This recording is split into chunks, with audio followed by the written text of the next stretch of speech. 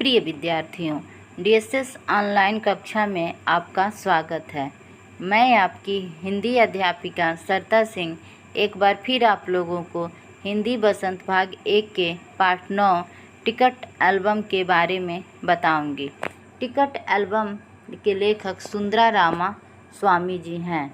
जैसा कि हम लोगों ने पिछले वीडियो में टिकट एल्बम के लेखक टिकट एल्बम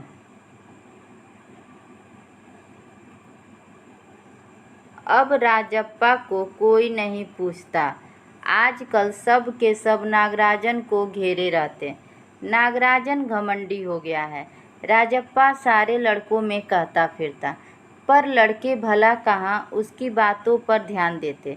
नागराजन के मामा जी ने सिंगापुर से एक एल्बम भिजवाया था। वह लड़कों को दिखाया करता। सुबह पहली घंटी के बजने तक सभी लड़के नागराजन को घेर कर एल्बम देखा करते। आधी छुट्टी के वक्त भी उसके आसपास लड़कों का जमघट लगा रहता। कई लोग टोलियों में उसके घर तक हो आए। नागराजन शांतिपूर्वक सभी को अपना एल्बम दिखाता, पर किसी को हाथ नहीं लगाने देता।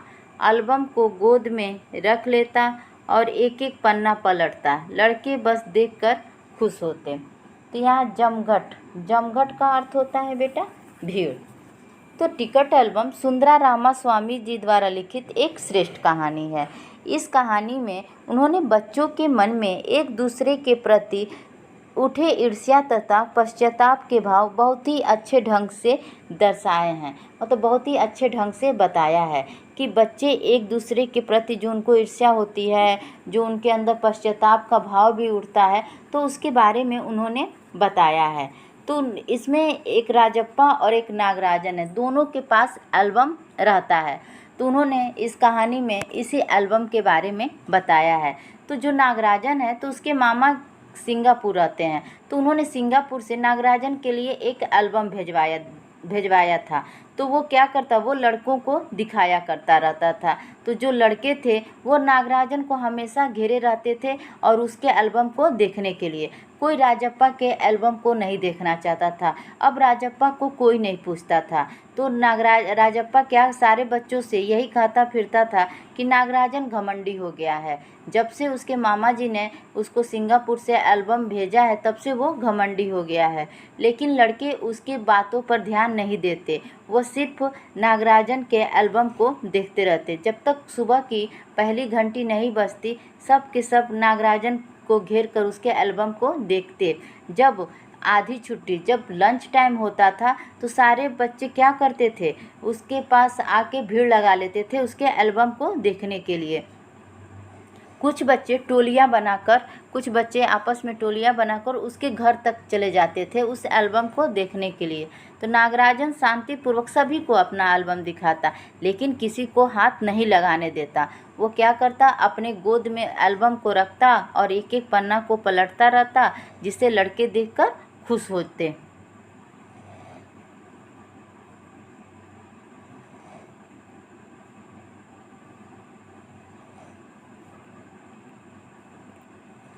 और तो और कक्षा की लड़कियां भी उस एल्बम को देखने के लिए उत्सुक थीं। पार्वती लड़कियों की अगुआ बनी और एल्बम मांगने आई। लड़कियों में वही तेज तर्रार मानी जाती थी। नागराजन ने कवर चढ़ाकर एल्बम उसे दिया। शाम तक लड़कियां एल्बम देखती रहीं, फिर उसे वापस कर दिया। तो यहाँ पे दिया है बेटा अगुआ। अगुआ का अर्थ होता है मुखिया। तेज तरार का अर्थ होता है चालाक। लड़के तो उसके एल्बम को देखते ही थे, लेकिन जो उसकी क्लास की लड़कियां थीं वो भी उस एल्बम को देखने के लिए उनके अंदर भी रुचि उत्पन्न हुई, जिज्ञासा उत्पन्न हुई। वो भी उस एल्बम को देखना चाहती थी। तो लड़कियों में एक लड़की थी पार्वती, जो उन लड़कियों की मुखिया बनी और वही नागराजन से एल्बम मांगने गई, क्योंकि वो ही सबसे लड़कियों में तेज तर्रार यानी चालाक मानी जाती थी। तो नागराजन ने क्या किया, अपने एल्बम पर कवर चढ़ाया और उसे दे दिया। शाम तक लड़कियों ने उसे देखा और फिर नागराजन को वापस कर दिया।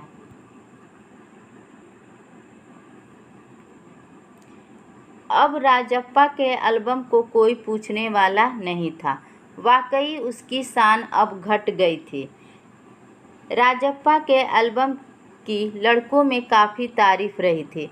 मधुमक्खी की तरह उसने एक एक करके टिकट जमा किए थे। उसे तो बस एक ही धुन सवार थी। सुबह 8 बजे वो घर से निकल पड़ता, टिकट जमा करने वाले सारे लड़कों के चक्कर लगाता, 2 ऑस्ट्रेलिया के टिकटों के बदले 1 फिनलैंड का टिकट लेता, 2 पाकिस्तान के बदले 1 रूस का।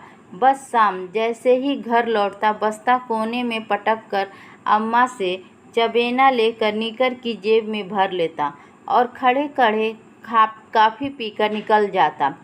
4 मील दूर अपने दोस्त के घर से कनाडा का टिकट लेने पगडंडियों से होकर भागा। चबेना का अर्थ होता है बेटा भुना हुआ अनाज, जैसे चना को जो भून दिया जाता है तो उसे ही चबेना। पगडंडियों का अर्थ होता है बेटा पतला रास्ता, जिस पे सिर्फ हम पैदल ही जा सकते हैं। तो अब है कि अब राजप्पा के एल्बम को कोई पूछने वाला नहीं था। जब से नागराजन का एल्बम आ गया, उसके मामा ने जब से नागराजन को सिंगापुर से एल्बम भेज दिया, तो उसके आगे राजप्पा के एल्बम को कोई नहीं पूछता था, जिससे उसकी शान क्या हो गई थी, अब घट गई थी। पहले बच्चों के बीच यानी लड़कों के बीच उसके एल्बम की बहुत तारीफ होती थी। मधुमक्खी की तरह उसने एक एक करके टिकट जमा किए थे। जैसे मधुमक्खियाँ एक एक करके अपना छत्ता लगाती हैं, उसी प्रकार राजप्पा ने भी एक एक करके टिकट जमा किए थे। उसे बस इसी की लगन थी कि कहीं से भी मैं टिकट ले आऊँ और इस एल्बम में लगा दूं।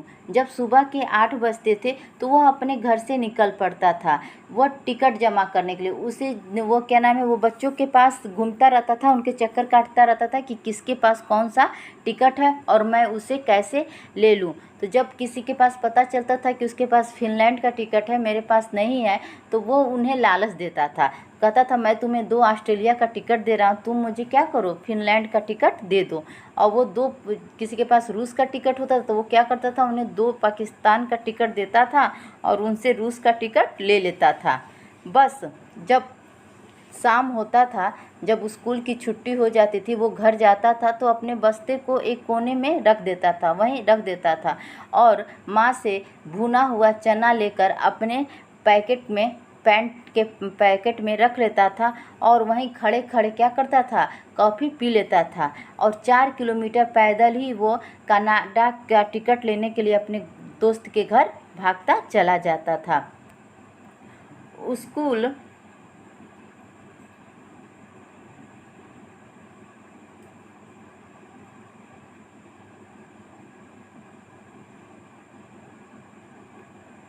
स्कूल भर में उसका एल्बम सबसे बड़ा था। सरपंच के लड़के ने उसके एल्बम को 25 रुपये में खरीदना चाहा था, पर राजप्पा नहीं माना। घमंडी कहीं का, राजप्पा बड़बड़ाया था। फिर उसने तीखा जवाब दिया था, तुम्हारे घर में जो प्यारी बच्ची है ना, उसे दे दो, मैं तुम्हें 30 रुपये दूंगा। सारे लड़के ठहाका मारकर हंस पड़े। तो यहाँ दिया बेटा तीखा। तीखा का अर्थ होता है कड़वा, ठहाका अर्थात ज़ोर ज़ोर से। तो जब स्कूल भर में जब तक नागराजन का एल्बम नहीं आया था तो सबसे बड़ा राजप्पा का एल्बम था। एक बार सरपंच के लड़के ने उस एल्बम को 25 रुपये में ख़रीदना चाहा था। उसने राजप्पा से कहा कि तुम मुझे अपना एल्बम दे दो, मैं इसका तुम्हें 25 रुपये दूंगा। राजप्पा नहीं माना और कहा घमंडी कहीं का। राजप्पा उसके बाद बहुत धीरे धीरे बोलता गया, बड़बड़ाते गया। फिर उसने तीखा जवाब दिया अर्थात कड़वा जवाब दिया कि तुम्हारे घर में जो वो प्यारी बच्ची है ना, मैं उसका तुम्हें 30 रुपया दे रहा हूँ, तुम मुझे वह दे दो। जब सारे बच्चों ने इसकी बातों को सुना तो वो जोर क्या हो गए, हंसने लगे। पर अब कोई उसके एल्बम की बात तक नहीं करता। और तो और अब सब उसके एल्बम की तुलना नागराजन के एल्बम से करने लगे हैं। सब कहते हैं राजप्पा का एल्बम फिसडी है। फिसडी का अर्थ होता है बेटा पीछे रहने वाला। लेकिन अब क्या हुआ है, जब से नागराजन का एल्बम आ गया है तो सब उसकी एल्बम की बात नहीं करते हैं। अब तो इन दोनों में तुलना कर लेने लगते हैं, राजप्पा के एल्बम में और नागराजन की एल्बम में। बच्चे कहते हैं कि राजप्पा का एल्बम क्या है, फिसडी है, मतलब उसके आगे कुछ भी, इससे अच्छा नागराजन का एल्बम है।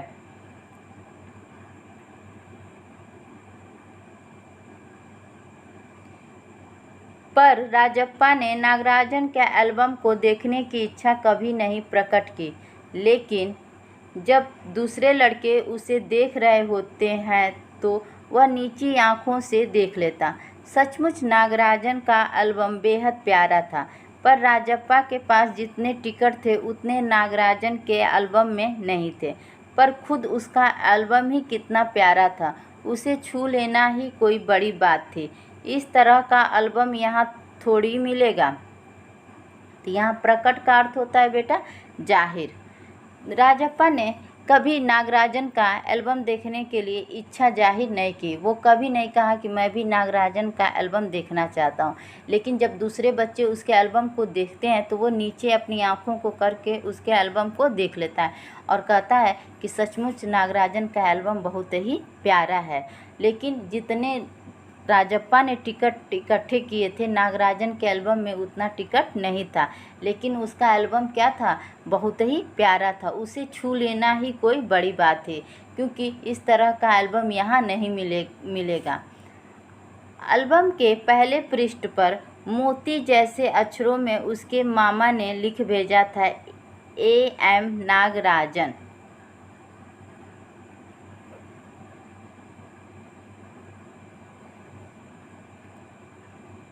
इस एल्बम को चुराने वाला बेशरम है। ऊपर लिखे नाम को कभी देखा है? यह एल्बम मेरा है। जब तक घास हरी है और कमल लाल, सूरज जब तक पूर्व से उगे और पश्चिम में छिपे, उस अनंत काल तक के लिए यह एल्बम मेरा है, रहेगा। लड़कों ने इसे अपने एल्बम में उतार लिया, लड़कियों ने झट कापियों और किताबों में टिप लिया। तो उसके मामा जी ने जब उस एल्बम को नागराजन के पास भेजा था तो पहले ही पृष्ठ पे खूब सुंदर मोती जैसे अक्षरों में लिख भेजा था कि A.M. नागराजन। सबसे पहले नागराजन का नाम और लिखा था, बहुत ही सुंदर एक वाक्य लिखा था, इस एल्बम को चुराने वाला बेशरम है। ऊपर लिखे नाम को कभी देखा है? यह एल्बम मेरा है। जब तक घास हरा है, जब तक कमल लाल है, जब तक सूर्य पूरब से निकलता है और पश्चिम में डूबता है, उस अनंत काल तक के लिए यह एल्बम मेरा है और हमेशा रहेगा। जब लड़कों ने इस वाक्य को देखा तो क्या किया, तुरंत अपने एल्बम में उतार लिया और लड़कियों ने भी झट से अपनी कॉपी और किताबों में लिख लिया। तो ये था टिकट एल्बम की कहानी। आज हम इतना ही पढ़ेंगे। अगले वीडियो में हम इसके आगे के भाग को पढ़ेंगे और उसकी व्याख्या करेंगे। उम्मीद है आप लोगों को सब समझ में आया होगा। धन्यवाद।